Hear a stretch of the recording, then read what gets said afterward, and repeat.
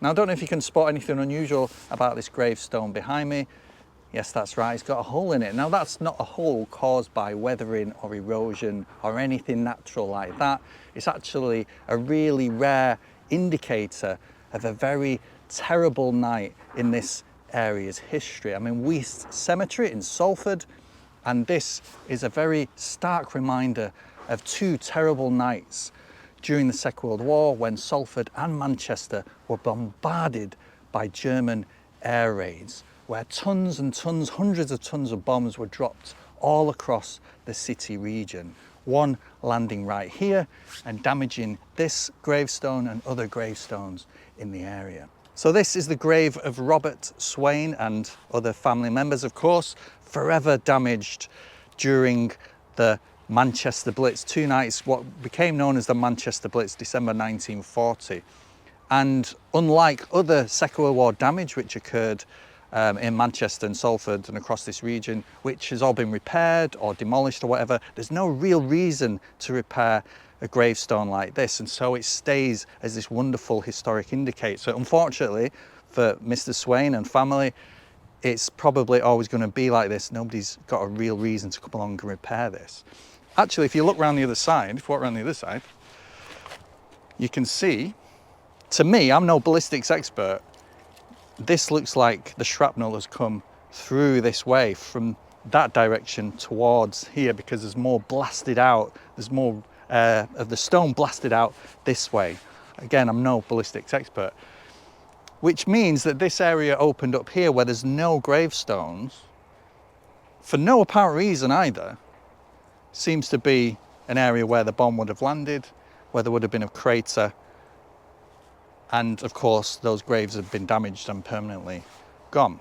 And yeah, just walking around this little area, it's interesting to see how many gravestones have been damaged by the flying shrapnel. For example, these ones here, and there's one over at the back, just over there, and there's more over this way, on the other side, beyond this tree over here. The tree obviously younger than the bomb damage. Gravestones over there. But yeah, it's just fascinating to see how far the shrapnel has flown at high speed away from the bomb blast. And there's actually another one here, another gravestone with a hole in it. Look at that. And obviously the shrapnel's come from this direction through that way. So we'll have a look on the other side. Look at the size of that damage there. Again, the damage on this side much bigger, showing to me, a non-ballistics expert, that the shrapnel's come from the other side through this way. So yeah, today I thought I'd just have a nice walk around Weaste Cemetery on a lovely March afternoon in the sunshine. It's a lovely place to walk around, as most cemeteries are, and also take the little man for a walk, little dog. This is Beano. Good boy, good boy. Named after the comic. Good boy, Beano. Would you? Beano here now. Yes, so he's a lovely little puppy, but he doesn't respect direction on camera, unfortunately.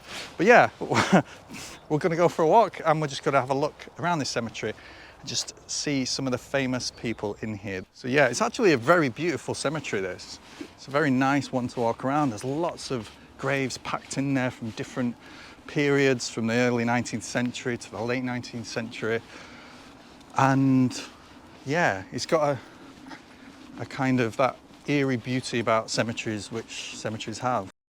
So yeah, this is Weaste Cemetery. It's the oldest municipal cemetery in Salford. Over 330,000 people are buried here.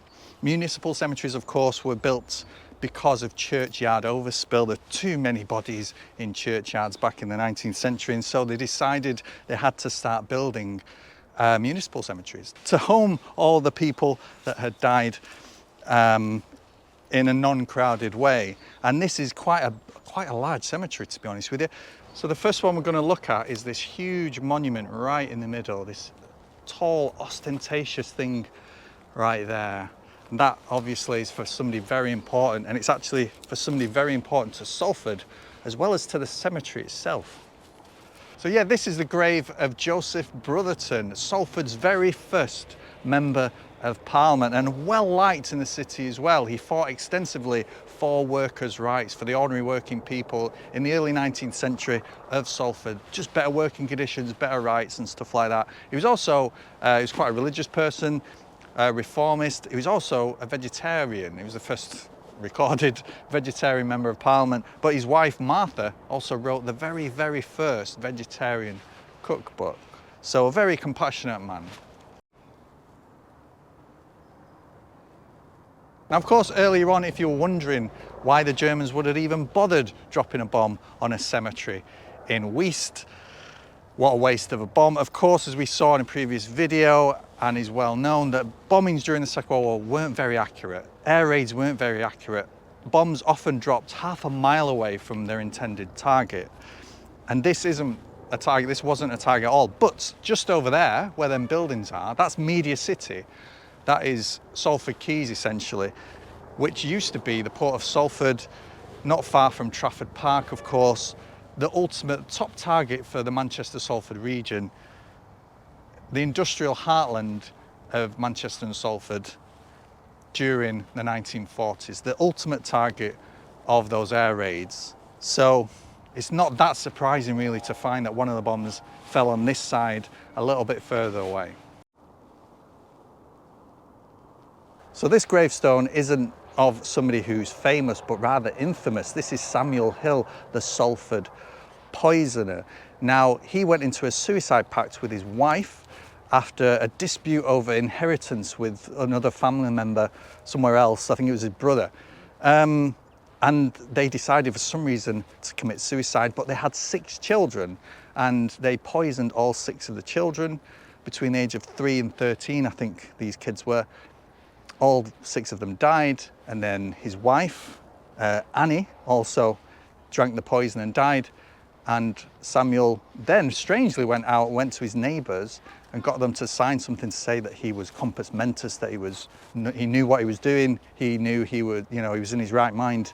And then of course he died as well. Very, very stupid, evil thing to do. Yeah, some people just...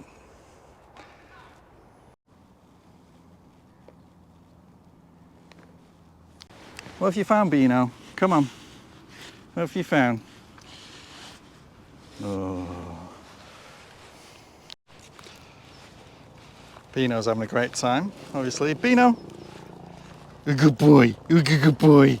So the next one we're going to see is this one. This is a memorial to Charles Halley, the famous conductor, pianist, and all-round, well, one of the most influential people in the 19th century when it comes to music in Britain. Halley, of course, after which the Halley Orchestra is named, the longest running orchestra in Britain. Still going, of course, and producing some beautiful concerts. What's great about Halley, though, of course, is that he believed that music was for everybody. He didn't believe that money should stand between anybody and enjoying the beauty of music. So he made sure during all of his concerts that a certain number of tickets were affordable for ordinary working people to attend. Now that's such a wonderful thing to consider. And one of the reasons, of course, that he's well loved in Salford and in Manchester.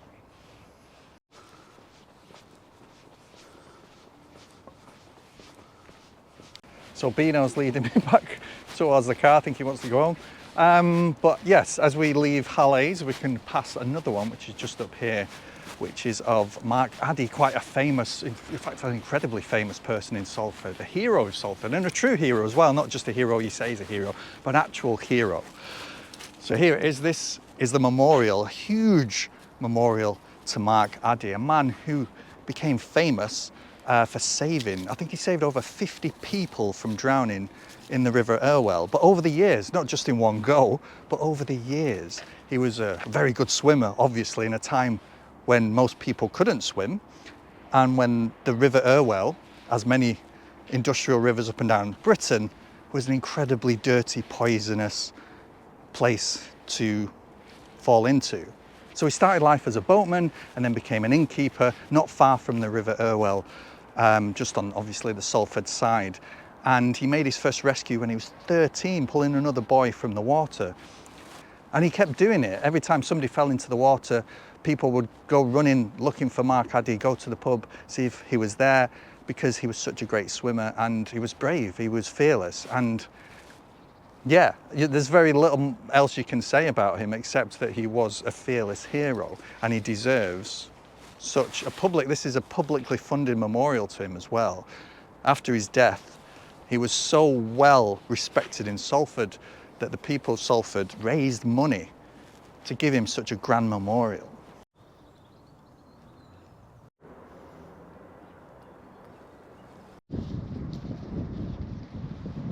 And the final grave, which Bino has just found, is of Eddie Coleman, of course, a Manchester United player who died during the tragic Munich air disaster of 1958.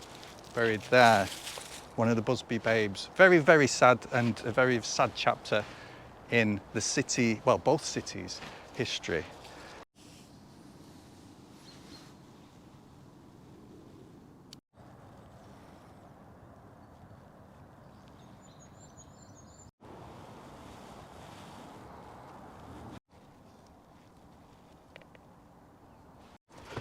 Oh, you're a good boy. Bino. Good boy, Bino. You have a good time? You have a good time out? Yeah, you did. Yeah, you did. Oh, you're a good boy. Say bye, Bino. Bye, bye.